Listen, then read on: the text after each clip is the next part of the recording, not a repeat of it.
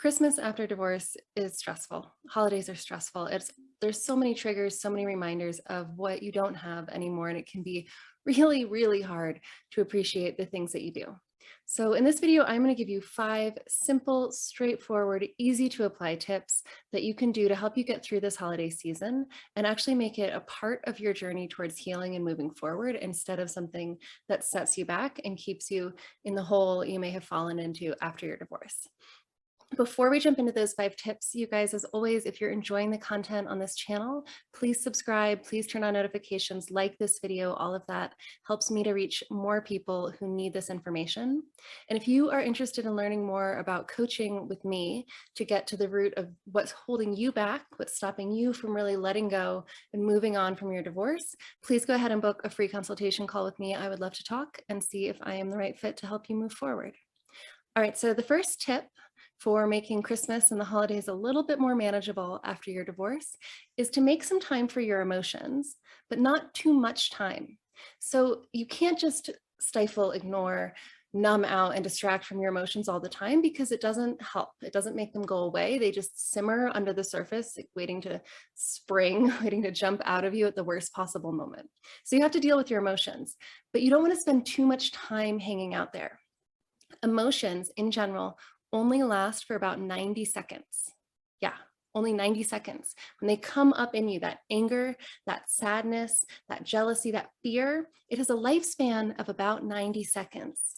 If it's lasting longer than that, it's because you're feeding it. You're feeding it with your thoughts, you're feeding it with your memories, you're feeding it with your mental images. So I want you to practice this over this holiday season. Set a timer. Give yourself 2 minutes to process an emotion. 2 minutes to be sad, 2 minutes to be angry. When you do it, just observe what happens in your body. Let that sadness happen. What does it feel like? Where do you feel it in your body? Just notice it. Don't try to do anything to it. Maybe even let it out. If you feel like you need to move, maybe you need to yell, maybe you need to move your body in a certain way or jump up and down or scream, do it. Let it out for 2 minutes. That's all you get. Observe the emotions, act on them for 2 minutes. When that timer goes off, I want you to come back to the present moment, take a deep breath, ground yourself in the here and now, and move on with your day. The second tip for making these holidays a little bit more manageable is to be deeply honest with yourself and then compassionate towards yourself about what you need. So what am I talking about? Things are going to happen this holiday season. People are going to want you to do things. Maybe your ex is even going to invite you to spend time together or have a shared family meal with the kids. Maybe you're ready for that. Maybe that's okay. Maybe you're not. Maybe that's too triggering. Maybe that's going to bring up too much pain, too much grief. Are you going because it's something you want to do or because you feel guilty? Alternately, you might find that you're alone and you need connection, that it's too hard to be totally alone on these holidays. I want you to take a deep breath, look inwards, and ask yourself what you need. Be honest with how you respond to the requests that you get from people this holiday season, and be honest with yourself if you need to reach out and ask for support this holiday season. Whatever you discover when you're being truly honest about what you want and need, you have to be kind to yourself about the answer. Maybe you can't go to that family dinner. Maybe you do need to call some friends and invite yourself over. It's okay. Be gentle with yourself wherever you are. Step 3 is kind of similar to step 1. It's all about honoring the past. But again, there's a time limit on this. I want you to honor the past, but not wallow in it. During your divorce, you might have gone through hell with your ex-wife, and that has likely colored how you see her and all of your memories of your family. You know what? There were really good times. And if you're feeling bummed out over the holidays, it's because there were good times and there's things that you miss. You miss being together as a family. You miss those family traditions. You miss those positive moments where you were a team, where you were supporting your kids. That's okay. Give yourself a little time to honor what was good in your relationship and to grieve for it. Just don't get stuck there. And if you notice that those memories are leading you into emotions like anger, frustration, jealousy, feelings of betrayal, that's when I want you to really take a step back, focus on what was good, set the intention to remember what was good, let it go and move on to the present. So we're not wallowing, we're just honoring the good bits and we're not letting our brains get caught up in that whole story that leads us into the frustration and anger. And that takes us to tip number 4, which is to look to the future. This is an incredibly good time of year to get really intentional about what you want. Who are you right now? Who do you want to become? What do you want your life to be like? If you have no idea what the answers are to those questions, that's okay. Start with, how do you want to feel 6 months from now, 1 year from now? How do you want to feel differently than how you feel now? Maybe you want to feel confident or peaceful, relaxed, happy, content. Focus on what you want to feel going forward, and then ask yourself, what would have to change? What would you have to believe differently? What story would you have to change in your mind? What actions would you have to take in your life to create that feeling? Tip number 5 is to consider doing something drastically different this holiday season. There are so many triggers in the familiar traditions, in the holiday music, in the bell ringers outside of the mall.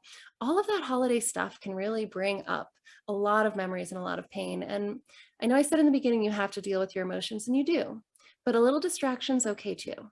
So maybe you want to do something really not Christmassy this year. Maybe you want to go on an ice fishing trip and spend Christmas Eve in some funky town in the middle of nowhere with crazy new people in a funny old bar. Maybe you want to go on a tropical vacation and ring in the new year with Mai Tais or pina coladas on the beach, or maybe you want to go golfing. Maybe you choose to do something that's really not in the holiday spirit. Doing something different, doing something you enjoy can give you something to look forward to. And it can also help you stay in the present moment instead of getting pulled by all those holiday triggers into memories of the past and ruminations about what was and no longer is. You guys, there's one more thing outside of these 5 tips. And honestly, this is the most important thing. So if you don't do any of those 5 things I just mentioned, do this last one. The last thing I want to recommend that you do this holiday season is find ways to connect. Connect with people. It doesn't really matter who. Maybe you're meeting new friends, maybe you're reconnecting with old friends, maybe you join a support group, maybe you start therapy or you start working with a coach. Connect with somebody. That human contact, that sense of being understood and seen and known and connected and important to other people, that is one of the most healing places for us as humans. You might feel really isolated, really lonely after your divorce. You are not alone. And your friends and family might not fully understand what you're going through or why it's so hard for you to let this go and move on. But there are people that do. In fact, there's close to 1 million of them just this year. Yeah, in 2019, almost 750,000 divorces were filed. That's 750,000. And that's actually pretty low. Back in 2000, the number was right under 1 million at like 970,000. There's not good data yet for this last year and a half. But with the pandemic, with everything we've all been going through, and with what I've been hearing from you guys, I think that number is pretty high again. The good side of this is that there's a lot of people out there who get what you're going through, who understand where you're at.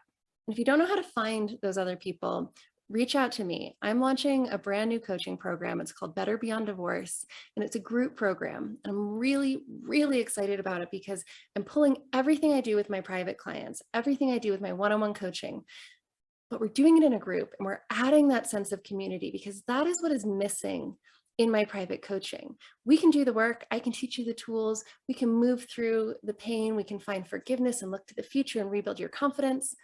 But there is something so powerful, so healing about doing that with other people, about not having to tackle that journey on your own.